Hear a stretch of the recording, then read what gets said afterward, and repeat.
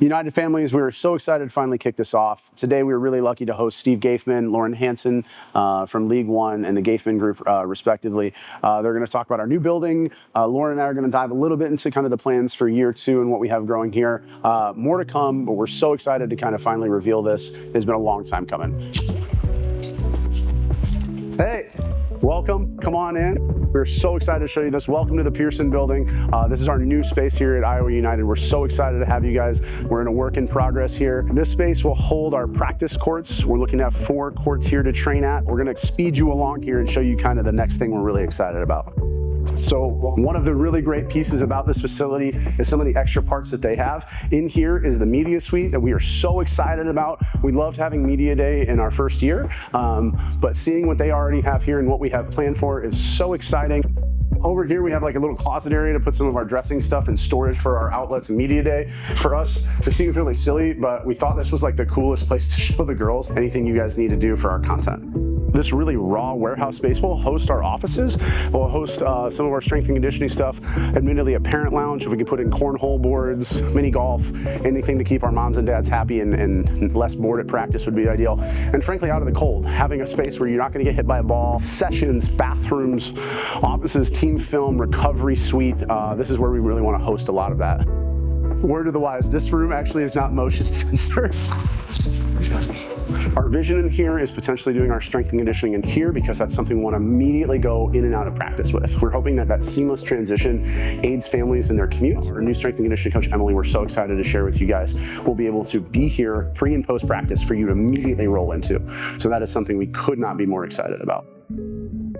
Final piece here we're really excited about is the parking more than anything. We have 1,200 some parking spaces here, so no more complaints about parking. I think the bigger piece for us is we're talking about the design process and want to kind of involve you guys in this. We're trying to expand the building, and the thought for us is, do we move this way towards this side of the parking lot and the doors? Do we move out that way towards the parking lot, a little bit more away from the building that way and away from the road? These are kind of all things that are in the works, but our hope is that we're at a facility when we finish this project of somewhere 8-10 courts. We are so excited for the flexibility and the offerings that will provide for our families moving forward. But right now in the short term, the excitement of having our own home, the consistency for that for our families, knowing where their practices will be. We cannot wait to share more with you guys. So please stick around and see some more conversations with our staff. So we're really excited to be sitting here today, which is kind of a crazy moment, I think, for both of us. Yeah. Because last year when we started Iowa United, the goal was to always expand and to look at how do we do things differently here? How do we be unique? How do we set ourselves apart in the market? And to be able to be sitting in a warehouse space that we're going to be in less than 3 months is absolutely crazy. So how do you feel about it? What are you excited about? Yeah, I mean, when we first talked, like first day was literally the first day of tryouts with United last year. And so in talking with you and some of the Love leadership, Lindsay Rosenthal and then Eric Schultz, and talking about them, the goal was 12 to 15 teams. And as we were like showing up to the first day of tryouts, Eric told me, hey, if you get more than 20, we'll get you a building. And if there's anything about me I listen. And so here we are with 35 teams in year one. So I'm hoping that you guys can kind of see some of this and some of the vision that we have, but we're really excited about, one, exclusivity of space. I think the simplicity of then having the ability to program the way we want to program, having the flexibility, expanding the strength and conditioning piece, all of the things that we've aspired to do will now be possible at this space.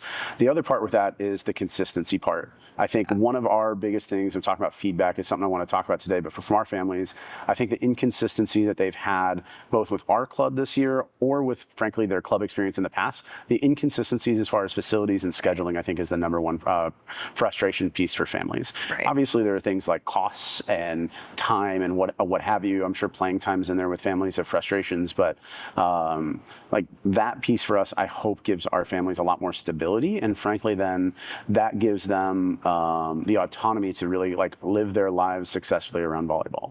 So that's what I think is most exciting for us. And then the elephant in the room, so to speak, is also what that allows us to do for training.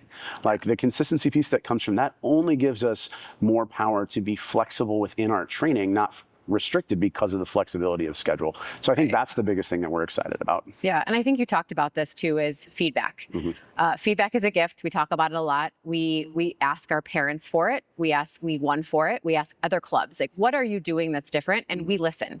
So talk about the feedback that you received and what are we going to do differently going into this new building and beyond? Yeah, I think there's been a lot of things of feedback. I think one, to simplify what we want to do and communicate clearly always.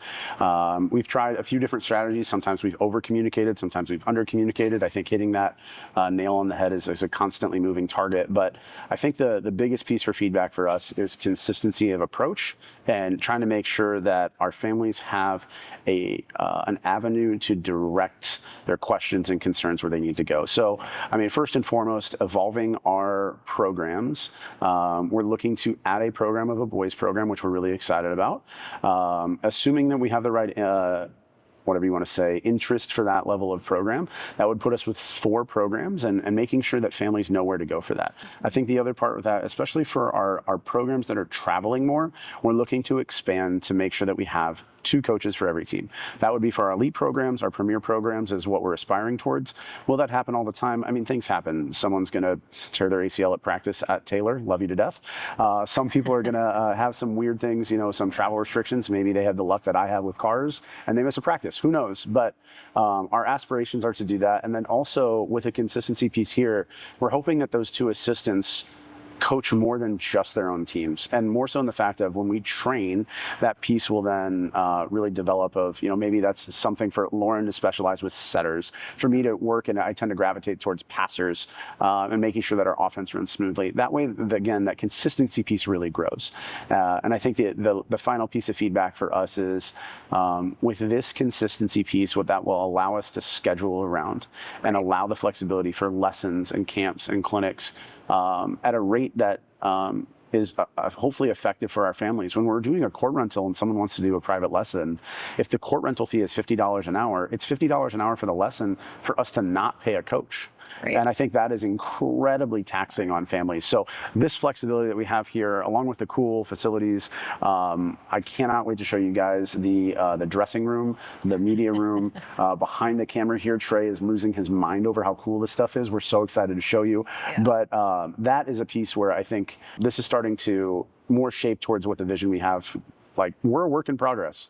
Even in year 1, we're excited about the momentum we have. We're very grateful for our families. We hope to continue to serving them and elevate the experience. But I mean, if you and I had to give a grade, I'm not sitting here trying to call year 1 an A+. I think it's an A+ in effort, but from an execution standpoint and an evolution standpoint, we've got a lot of things we want to continue to develop. Yeah, and I think the cool thing here is this is a step in the right direction of partnering with the Geifman group, who will meet here in a little bit and talk about why they're doing this here in this location here in the Pearson building, and what is talking about the expansion too. Because right now where we're sitting, we can have about 4 courts that we're going to lay out. And what is the plan for now expanding onto the building, and what do you see that vision looking like too? Yeah, I mean, I think here, this is a little bit more of a rough draft when we talk about a building than a final one. We're excited with the creativity of this because, frankly, I'm excited to invite players that were a part of year 1 to come in here and leave a mark. And I'm not kidding when I say leave a mark. Get a thing of paint out, put your hand in it, and go literally put your mark on the wall. I would like to customize this space, but I think we can get this even in the background. Out here, some of the loading docks around here, and we'll show this in the final cut, but this building is, I think Steve told me when we were on the phone, it was somewhere above 300,000 square feet. I'll ask him when we get a chance to talk, but it's not only that. I mean, there's 1,000+ parking spaces out there. So for us to have that flexibility out there and then build into that and still maintain it, that piece I think will be great. We're right off the interstate. It should make for our families to have a much easier commute. For me, last night, even coming home from practice, I have to go south to an exit to go back north with some of the construction. I think that is all handled here when it comes to I-80 and the simplicity of it, which we're really excited about. I think the other piece that I think kind of the vision here is home of strength and conditioning. We have athletes that are in many different camps, but having volleyball people that are a part of that process, whether it's our building, our strength and conditioning. We're very excited to announce our new strength and conditioning coach is Emily Holterhouse, former player at UNI, former professional player from Pella, Iowa, is moving to the area. We've secured her full time. She's actually been doing camps. She actually crushed it at our adult tournament of anything. Shout out Emily. But I think having volleyball-centric people around is such a big deal to understand our needs. We were talking to Steve about this project. One of the big things that people are so excited about warehouse space and square footage, and the very first thing Steve looks up and goes, man, are those ceilings high enough? And the fact that he thought that through and understands it and understands our needs because he has a daughter in the sport and in this volleyball space, even at a Love Club, I mean, that makes life so simple for us. Right. And simple is probably not a thing that really comes into the business of youth volleyball, but that I think for us is where the vision to have volleyball-centric people around here to make sure that the experience is growing for our athletes. I think about we have athletes from this radius of 2 hours plus out of here that are driving to Iowa City, and to do that, to make sure that they have people that are invested in them, that's where I think the vision plus execution really meets. Yeah, I mean, our families, our partnerships, it all comes back to Iowa United and the word United and why you decided to name this United. And I think talking about that and then talking about the partnership with League One and why is that so important to this vision and you growing as the executive director here and growing the ecosystem really of League One volleyball and club volleyball in general. Yeah, League One as a whole kind of operates several different umbrellas. So while they do have the pro scene, it's really something separate. Like that's not something that, or like our funding goes into, that's kind of a separate entity. Mm-hmm. But for us, for our athletes, for an 8-year-old kid that wants to graduate from keeping the balloon off the ground in their living room to a professional volleyball player, connecting the dots between that, if that is what their dream is. And if it's not, that's totally okay. Like, I don't think the the barometer of success is a pro athlete. That's not for everybody, and which is great. Yeah. But to have a path to see that, or frankly, to see your friends go see that, or find a way to stay in the sport. Like, I found this sport as a senior in high school playing sand volleyball in Cedar Rapids. And had I not found that, had I not been around people, with some of our great officials in the area, Ted Mosier, Nikki O'Keefe, some of those people that brought me into the club scene, I never would have even known this was a career path. I mean, the first time I ever met you was coaching against you as an assistant and watching you do your thing and seeing those progressions. Now our other club admin were on that team of all people, which is kind of funny and full circle, but it's like, how does a relationship of building that over time as competitors? I don't remember a single instance of sport where there was any point I could ever be friendly with anybody. I mean, I couldn't even be friendly with my teammates on the other side of offense in football, but let alone competitors. And with volleyball, it was such a different community. And that unity through community is a big deal, where I think for Love to model that on a national level, or frankly, an international level, is huge. I think the second part of that is going to be the funding base from that. Like, if you ask people at Love what I am great at, they will tell you I'm great at spending Lauren's money. I need to cut down on that. But for them to back us and to really give us the funding to go do something different and give the experience to the athletes that I think they deserve is huge. But also then, it allows people like Steve Geifman to make an investment and frankly place a bet on us that we are going to have teams, that we are going to deliver on this. And for somewhere in year 2 of what we're aspiring to be in a space like this and grow, I think Love gives us the backing and kind of the credibility to show where we're at. And the final piece is the training. So for us, my mentorship groups that I'm directly in are in some tournament ones as we start to grow our tournament business. The recruiting space, Glenn, our national recruiting coordinator, Lauren, your own experience of that as well. But to try and help shape our athletes on the education piece, I think we have Jenny McDowell, Courtney Thompson, Eric Barber on the coach of coaches side, shaping what we want to do for athlete training, whether that's whole athlete training that we're expecting to grow into, our strength and conditioning piece, our actual practice planning, all these different things, providing coach education.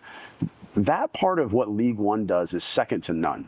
And if I had to sit there with a whiteboard and 2 weeks of space just to come up with the ideas, I wouldn't be executing on what they do.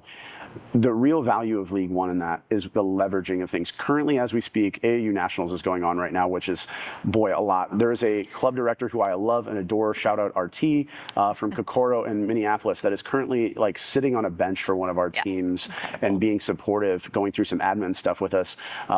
We will fly down early, we'll be together on those things, but someone that's not at our club to sit there and be supportive and show that for us, I mean, I don't feel like we're one club. Like, yes, we're Iowa United, but we're the United version of Iowa. We happen to be a Kokoro club. We happen to be an A5 club. We happen to be a Houston Skyline. All of these different things. I'm so excited that we get to share in those things. We had a wonderful experience with Kansas City Power. It looks like we're going to do something with Nebraska Premier Juniors. Yeah.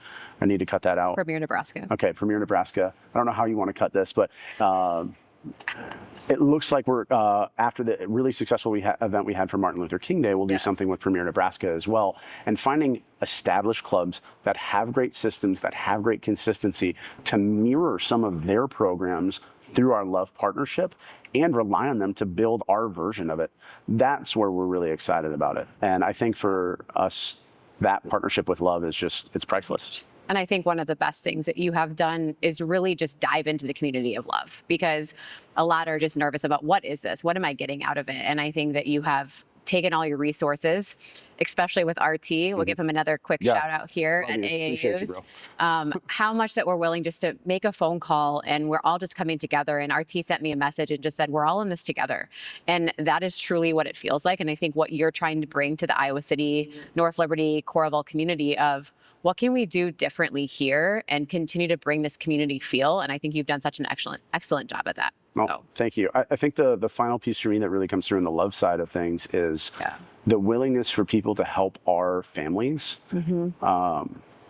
I'm so grateful to be a part of a group with like-minded individuals. I'm so grateful to be around people that are willing to invest in me, and knowing that we're willing to repay that. Like this past season for the AVCA convention, Love held a Coaches Summit in conjunction with the event, and we sent our staff. I was unable to go because, frankly, somebody had to stay here and man the forts. It was a little crazy in year one. And for them to go and have such great experiences, and not a single person in our state was like part of their group. It was people from California, Arizona, the Pacific Northwest, Florida, Atlanta. I mean, it was unbelievable to see their experiences then go through that, and for them to grow in their relationships and then bring stuff back to our clubs and our kids for their experience. I think that's where the other really exciting piece, to continue to leverage that. So yeah, it's been pretty incredible to see the community come together. Yeah, we're excited. We have Steve Geifman here, and we also have the executive director of Iowa United, Ben Barr. This project has been something that League One Volleyball has been working on for a very long time. And in the past 2 weeks, something pretty incredible has come together with our partnership with the Geifmans and with Ben, and the vision of what Iowa United Volleyball with League One is going to look like. Yeah, well, thank you for having me here today. My name is Steve Geifman. I'm fourth generation of a family-owned business based out of the Quad Cities, but Iowa strong. We have been wanting to come towards the Iowa City market for quite some time now, and this opportunity here, the old Pearson building, came up.